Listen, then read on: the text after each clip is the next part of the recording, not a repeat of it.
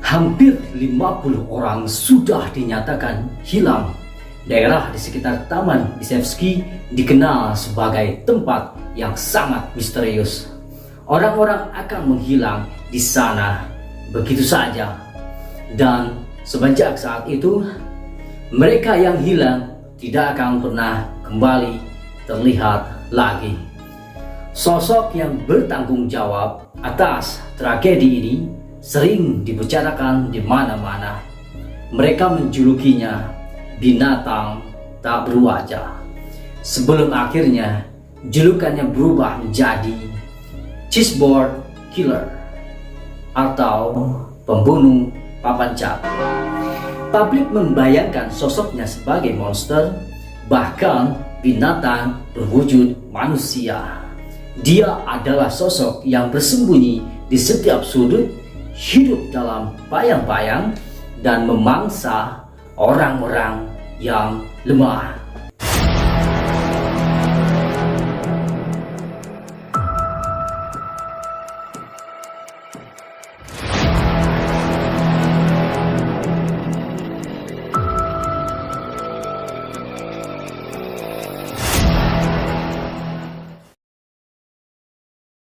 Hello guys, welcome back to the office of Satpam Detective. Bersama saya, Kang B. Gunawan, yang akan selalu mengupas dan mengulas sebuah kisah dan kasus dengan tegas dan lugas.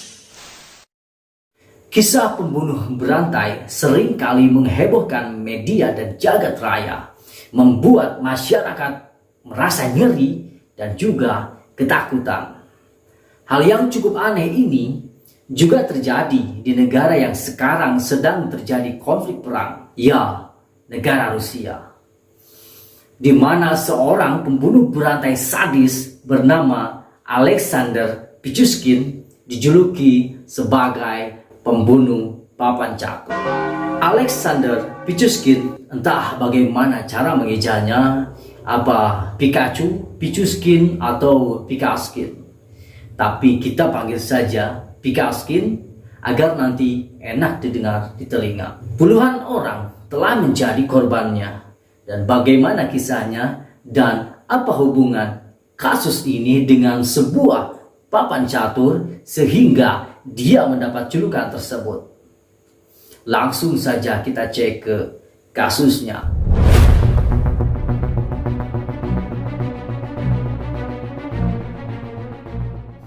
Alexander Pichushkin, atau kita bisa panggil Pikaskin, lahir di Moskow, Rusia pada tanggal 9 April 1974. Alexander sempat mengalami kejadian yang tidak mengenakan saat dia masih kecil.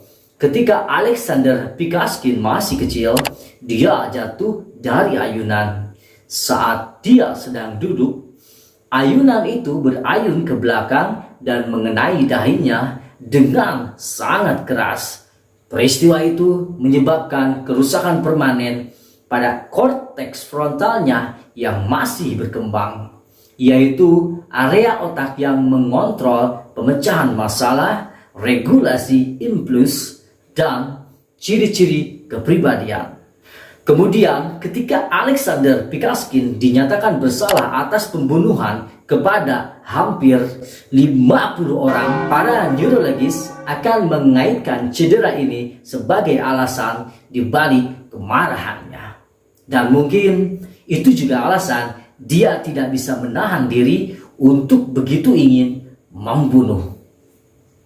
Seiring berjalannya waktu, Alexander sudah memakan banyak korban yang kebanyakan menghilang di Taman Biselski. Hal ini memunculkan rumor bahwa ada seorang maniak yang suka menculik orang di taman tersebut. Kasus ini pun menjadi teror bagi masyarakat setempat dan menjadi tidak berani untuk melewati daerah taman tersebut. Keresahan masyarakat ini akhirnya mengundang kecurigaan polisi yang memutuskan untuk melakukan penyelidikan.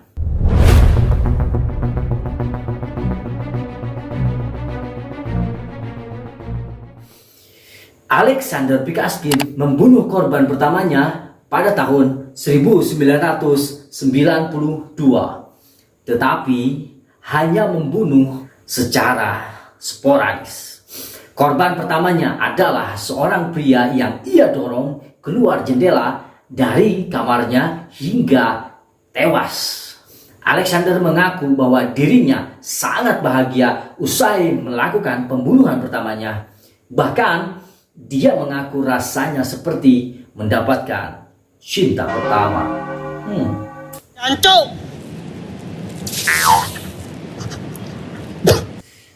Dan dari situlah dia kemudian ketagihan untuk terus membunuh, dan membunuh lagi. Sampai tahun 2001, di mana dia mulai secara teratur membunuh orang secara random. Menurutnya, tujuannya adalah untuk membunuh 64 orang. Ya, sebuah jumlah yang sama dengan jumlah kotak di papan catur. Kenapa dikaitkan dengan sebuah papan catur? Kalian akan menemukan jawabannya nanti. Meskipun dia hanya dihukum karena membunuh 49 orang, dia mengklaim bahwa dia sudah membunuh lebih dari itu. Bahkan, dia tinggal membunuh beberapa orang lagi sebelum dia genap mencapai angka 64. Metode yang dia gunakan adalah dia akan menghampiri para korbannya dan menawarkan vodka gratis kepada mereka. Dia lalu akan minum bersama mereka dan membiarkan mereka minum sebanyak yang mereka mau sampai mereka mabuk. Sebelum kemudian dia membunuh mereka. Alexander biasanya akan membunuh mereka dengan pukulan di kepala menggunakan sebuah palu sebagai killing mark miliknya sampai kepala korbannya hancur. Ya, dia membunuh korbannya dan menggunakan palu, guys. Sebuah cara yang cukup sadis. Tapi belum cukup hanya sampai di situ. Setelah itu, dia biasanya akan memasukkan botol vodka ke dalam lubang menganga bekas luka yang dia ciptakan di kepala para korbannya itu. Bagaimana? Sangat sadis, bukan? Kemudian kasus pembunuhan yang dia lakukan akan mulai bercabang dan semakin berani. Ia mulai membunuh para pria, wanita, bahkan anak-anak yang lebih muda dengan menyerang mereka dari belakang dan mengejutkan mereka. Meskipun dia tidak pilih-pilih lagi tentang siapa korbannya, dia mengaku dia lebih suka membunuh pria tunawisma tua.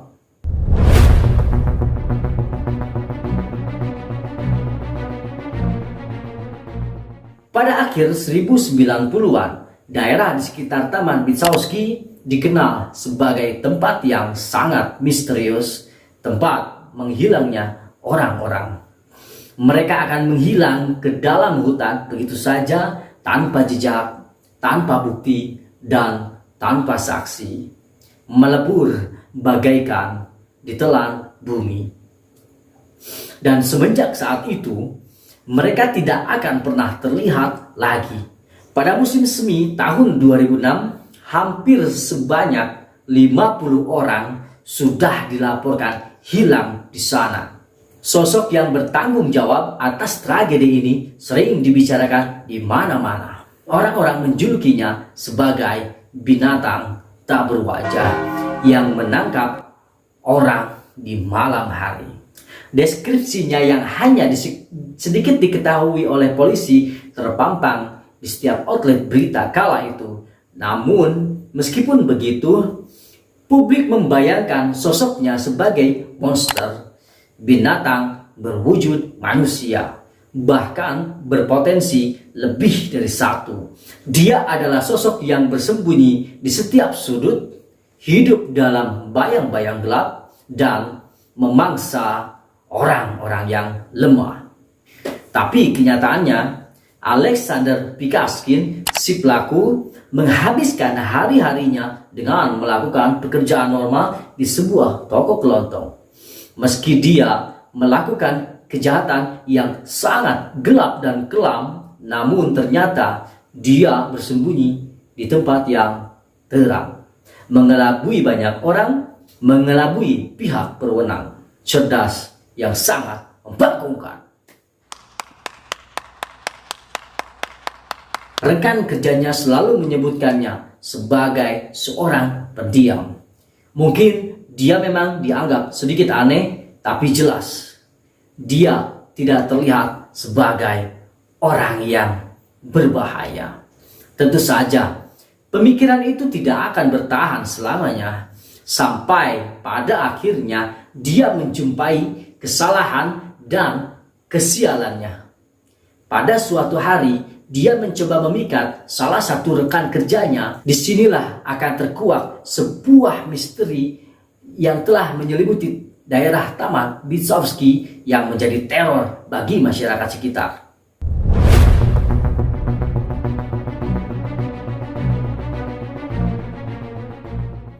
Korban terakhirnya adalah seorang wanita dari toko tempat dia bekerja. Kala itu, Pikaskin mengajak teman kerjanya itu dalam sebuah perjalanan yang sangat aneh. Pikaskin bertanya kepada wanita itu, "Maukah kau menemaniku melihat kuburan anjingku di hutan?" Wanita itu mengiyakan dan benar-benar mengikuti Pikaskin. Namun, sebelum mereka berangkat, tanpa diketahui Pikaskin, wanita itu sempat mengabari anaknya lewat SMS bahwa dia akan pulang terlambat. Dia bahkan menjelaskan bahwa dia akan pergi kemana dan dengan siapa. Meskipun wanita itu tidak selamat, namun kabar menghilangnya sang ibu membuat sang anak langsung melaporkan SMS-nya kepada pihak kepolisian. Setelah diselidiki, pihak kepolisian menemukan mereka berdua juga tertangkap kamera kereta bawah tanah menuju sebuah tempat yang kemudian diketahui bahwa lokasi tersebut adalah lokasi ditemukannya mayat si wanita itu. Dan ini adalah bukti yang cukup untuk menangkap si monster Pikaskin. Setelah penangkapannya, Pikaskin dengan senang hati mengakui kejahatannya yang telah dia lakukan. Lalu dia menyerahkan buku hariannya kepada polisi dan menunjukkan kepada mereka mahakarya miliknya yang paling berharga, yaitu sebuah papan catur yang sudah ditandai sebanyak 61 dari 64 kotak.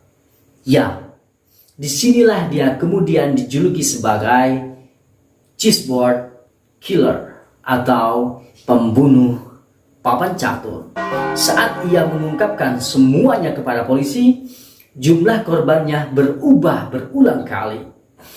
Dia pertama kali mengakui 48, lalu 49, lalu 61, dan kemudian mengatakan bahwa jumlahnya sangat banyak sehingga dia kehilangan hitungan. Polisi menganggap permainan caturnya sebagai bukti dari 61 kejahatan pembunuhan, dan mayat yang mereka temukan sebagai bukti adalah 49 pembunuhan.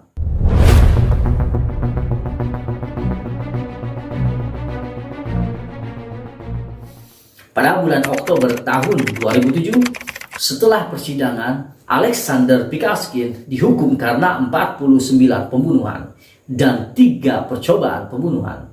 Percaya atau tidak, korban yang dia bunuh lebih banyak dibandingkan korban dari Jack the Ripper dan Jeffrey bila digabungkan. Tapi Pikaskin malah tidak puas dengan keputusan itu.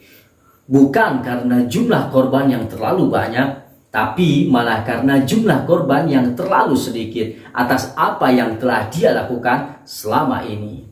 Memang orang yang sangat mengedankan. Bagaimanapun, dia meminta pengadilan untuk menambahkan jumlah korbannya sebanyak 11 orang lagi, sehingga jumlah korbannya menjadi 60 pembunuhan dan ditambah 3 percobaan pembunuhan. Dia beralasan, "Aku pikir tidak adil untuk melupakan 11 orang yang lainnya."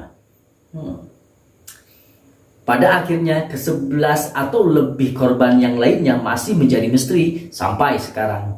Siapa nama-nama mereka dan di mana mayat-mayat mereka berada? Hanya Pikaskin bila dia masih ingat, dan Tuhanlah yang tahu. Tidak ada rasa penyesalan dari Pikaskin setelah apa yang telah dia lakukan selama ini. Melihat itu, hakim tidak ragu-ragu memberikannya hukuman penjara seumur hidup. Bahkan di 15 tahun pertamanya, dia akan menghabiskan hukumannya di dalam sebuah sel isolasi.